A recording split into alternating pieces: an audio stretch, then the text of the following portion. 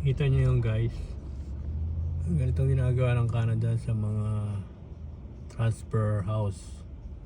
Ayan o, yung mga ginagawang trailer house. Ayan yung mga ganyan. Transfer lang nila yan, dinadala nila. Gagawin muna nila yung bahay, tapos sa transfer na nila yan. Yan, ganyang ginagawa nila dito. Binabiyahe nila yan.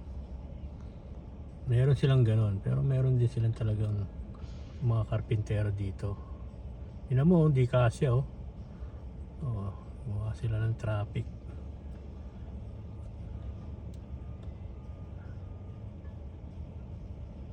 Ayan dito pagka ano, order, may order na ganyan eh. May tagagawang bahay, tapos yan, i-deliver na nila yan sa malayo.